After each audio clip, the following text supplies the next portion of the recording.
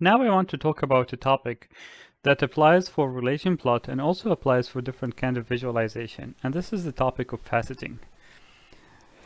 Faceting basically means repeating the same chart over a different subset of the data. And this repeated chart can be repeated over either the columns or the rows axis in the visualization area. You can actually think of faceting as yet another channel that you can leverage if you have variables that you can visualize in the dataset. Let's kind of reconsider this basic visualization relating tip to total tip, where we have mapped color hue to smoker. And let's say we want to visualize time.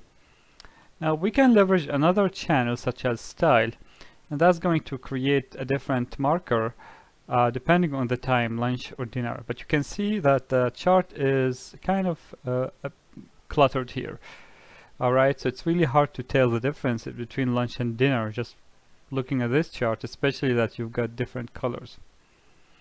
So instead of using style, we can actually map another channel, a faceting channel, which is column.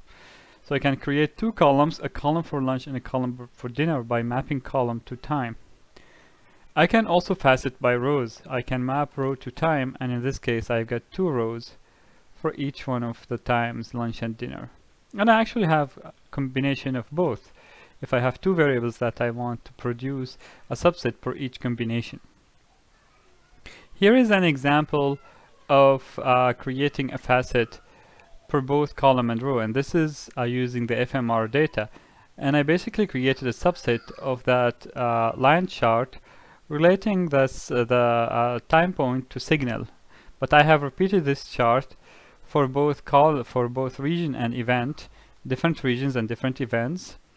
So events being Q or stim, and region being a frontal parietal. And you can see that we've got 2 by 2, so I've got a different line chart based on these two different combinations. So I have 4 facets here in my chart.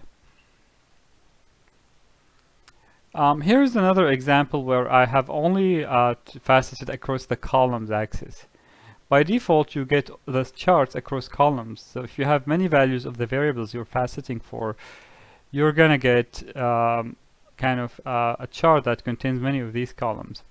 Now this may or may not be preferable depending on how this chart is to be displayed. On screen it may not be a bad idea, because you can zoom and you can scroll across these different columns. But if this chart to be printed or formatted in a report, in a static report, this basic output may be a bit too small to be meaningful.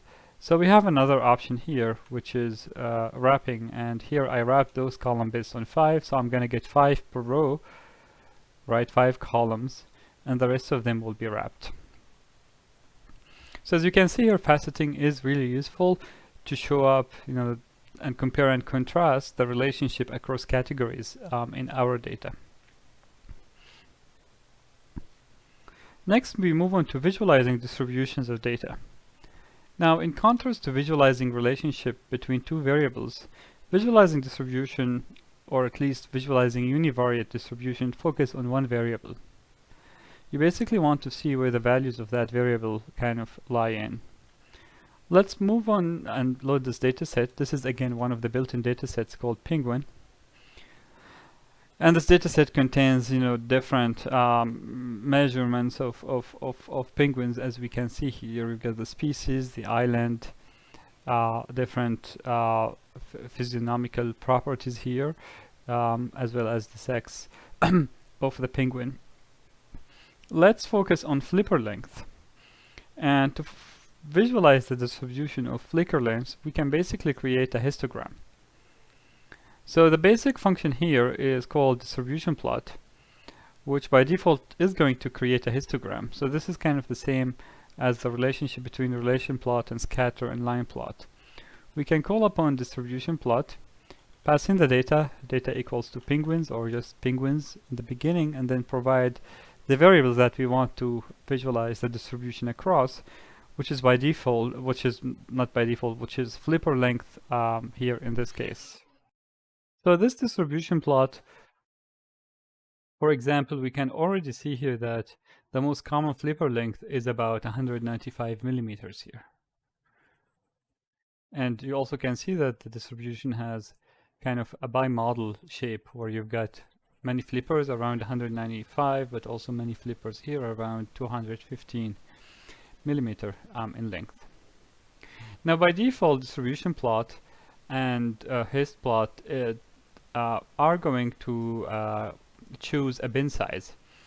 But we can actually control this with the parameter bin width.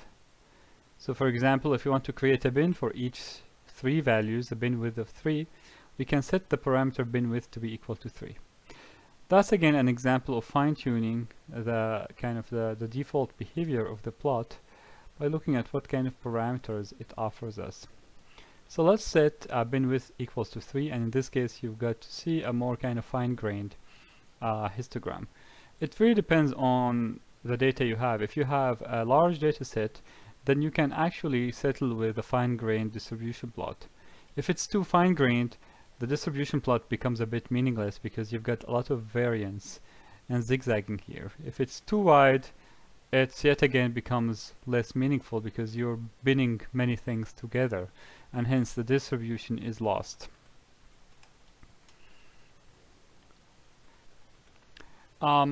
In addition to specifying the bin width, we can specify the number of bins. This is useful if you want to create uniform histograms, for example, of multiple variables, and you want to use the same number of bins.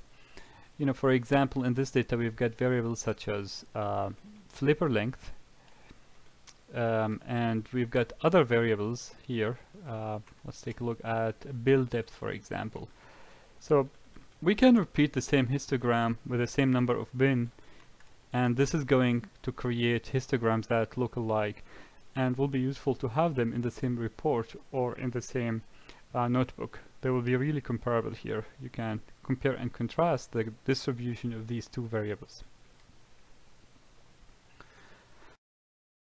Here is an example where a histogram with the defaults doesn't generate an appealing graph.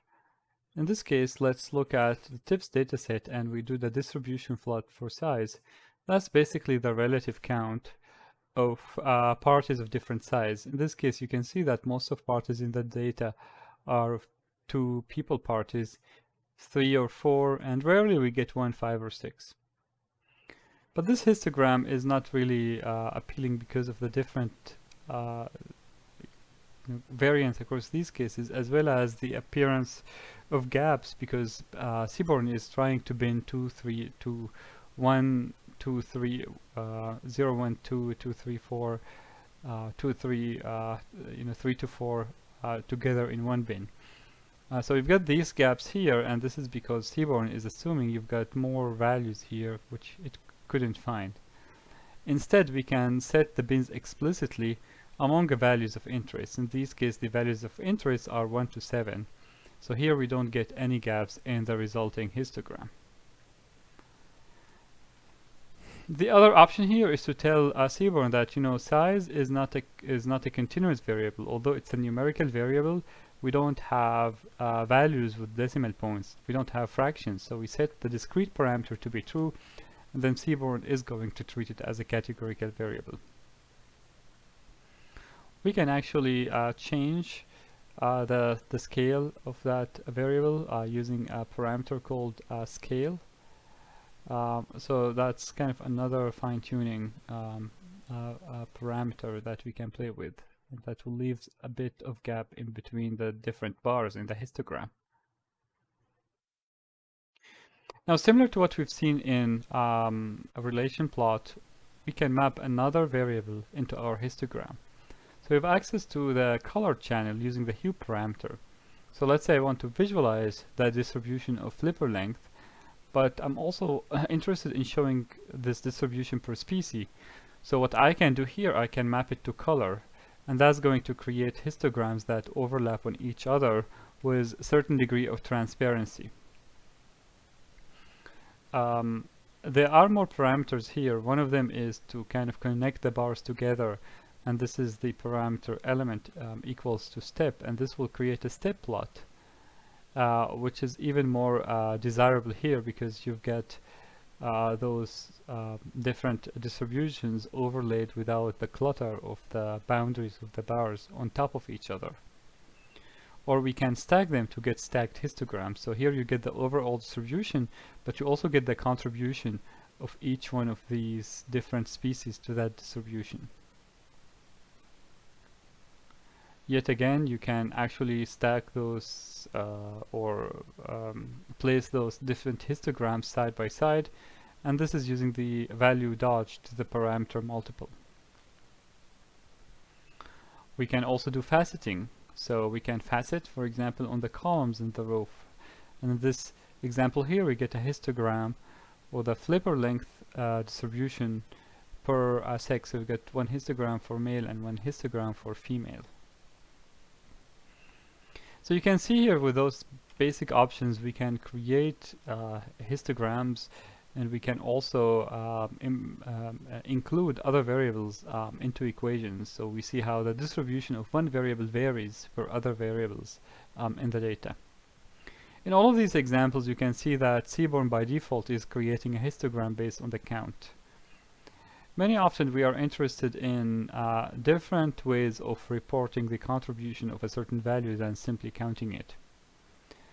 We can change this way of this accounting by turning on the stat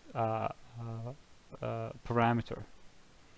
So we can set stat to density, and that's going to give us the probability density. It's basically going to normalize the count. So for example, you can see that flipper around 195, for example, in that first species contributes to 3% of the observations here. Another way is to do it to assume that the areas will sum to 1, and then that that's the assumption behind the density statistics. So actually in that case, my previous interpretation was not correct. The height of 0.03 doesn't map to 3%, because you actually, that's 3% of the area of the of the bars, and that depends on the bin width as well as the bin height. So that's one of the issue with density. Another way of reporting a measure which only maps to height is to use probability. In this case, the sum of the heights will map to 1. So if you look at the value 195, it's almost 16% of the observations in the data here. Now, in addition to those histograms, we can actually create current density estimation. Now, what's a current density estimation?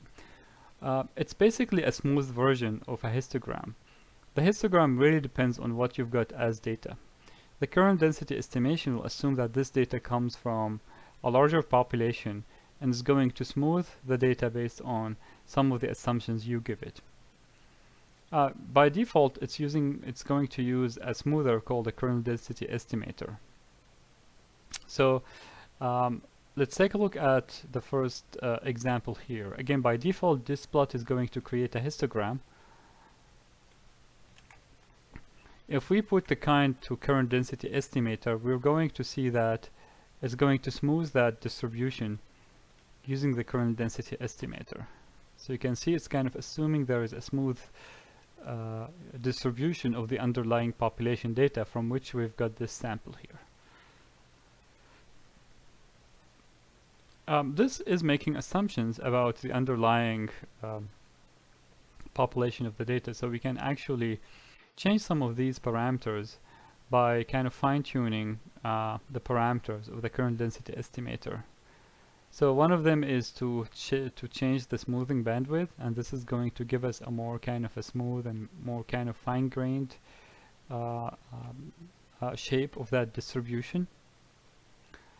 Another one is to, or if we go really on the opposite, if you make it large, you're going to see that it's kind of really less smooth. That's kind of like controlling the bin width in the histogram. We can also condition on other variables. So this example we've seen above, here we are doing it with a species mapped to hue or color. So we see a kernel density plot for each one of these species. And we've got access to the different options for multiples, so we can stack those charts together, so we get an kind of overall shape, and we've got the contribution for each one of the species to that shape, right? Or we can here set filling to true, and that's going to create, instead of a line, an area chart.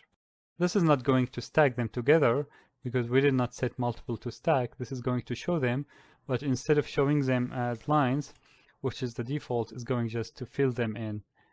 So we see them as areas charts. Once again, there are some kind of pitfalls when we use kernel density estimation.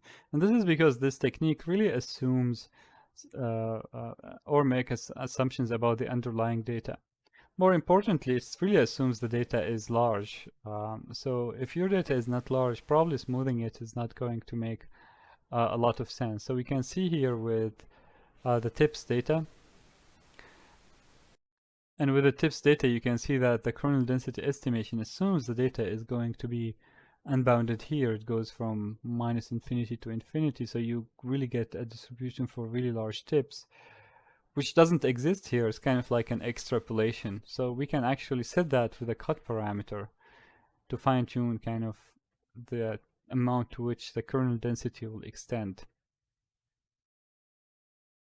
Finally, many datasets don't have a nice continuous shape, but if you do kernel density estimation, you're going to get a nice shape. In this case, let's take a look at this diamond dataset. So here we see that we have discrete values of the variable carat. Although carat is a continuous variable, we don't have values in between, right? This is kind of like a standard of the quality of the diamond. So for example, if we take a look at the variable here, carat, so if I do diamonds dot carat here, and if I do value counts on that series, I'm going to get one of those standard values, right? But if we do kernel density estimation, it's going to assume there is a smooth transition over these values, which is actually not the case. So in this case, a histogram may be a better idea because you don't necessarily want to smooth the data here and cancel these discrete differences. You can see here overlaying the histogram on top of the KDE with the KDE parameter equals to true. You can see that the KDE has missed on some of the differences here in the data by smoothing out these differences. Very much like we've seen in relation plot, we have some different parameters and different advanced options. So I'm not going to talk about them here. Some of the advanced options include doing cumulative distributions rather than visualizing the distributions of the data. It also include creating and visualizing bivariate distribution. This is the case when you've got two variables here and you want to visualize the density of observations across the two different ranges of these two variables. And you can think about this instead of getting a histogram as getting a two-dimensional histogram, which shows here in this heat map plot. So if you do this plot, you're going to get a heat map where darker colors mean larger distribution of variables in those two ranges. That's the bivariate distribution because we can see that there are a lot of observations in which build length is 40 to 42 and build depth in between 18 to 19 in this case. Similarly, we can do KDE, but instead of getting a line, because this is a bivariate distribution, we're going to get kind of a contour plot, as you can see here, and that's gonna show you where most of the density appears in across those three lines here, three areas here, and it goes kind of down the hill to lower and lower values. We've got access to the same options of mapping other variables here, such as using the colors and hue. So once again, those are advanced options, and those serve to show that with understanding the basic here, we can get to create more advanced and more nuanced visualizations by tuning in their parameters. So now finally, I'm going to talk a bit about other kind of visualizations. Once again, Seaborn is designed to cater to statistical visualizations. So there are those shortcut functions which are very useful for creating visualizations that you see commonly in scientific papers. One of them is a joint plot, and a joint plot is basically a scatter plot with two histograms for the two variables. So that's a kind of a combo. You're getting here 3 in 1. You're getting a scatter plot and two histograms, and you don't need to worry about creating them and assembling them together. So that's a joint plot with bill length on the X and bill depth on the Y, and you've got the histograms, and then you've got also the scatter plot. And joint plot also has other options, such as using KDE here in this example. So again, here it's a very similar idea. You're getting a bivariate distribution plot showing in this contour plot, and as a bonus, you're getting the KDE for each one of the variables here. Here is an example of joining different plots and assembling different plots together using the joint grid class. So in this case, we're telling Seaborn that I want to create a joint grid based on this data, and then I want to do a histogram plot, and then on the marginals I want to create box plot. So that allows us to, create a visualization specifically geared toward those kind of statistical visualizations from our data. And we get more options that we can fine-tune those visualization. Finally, there is one particular visualization which is really useful if you've got a bunch of variables. That's basically a scatter matrix visualization. You can think about this as a way to visualize a correlation matrix.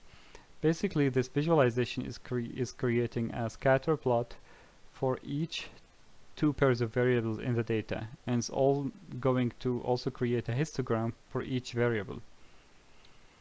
So this scatter plot matrix can be created using the pair plot visualization. So if you do pair plot penguins, you're going to get this visualization for each two pairs of variables. You can also customize this, and that's especially useful because these two pairs of variables are the same here. So this is kind of the same plot, it's just rotated here, right? So you can actually populate the upper part and the lower part differently.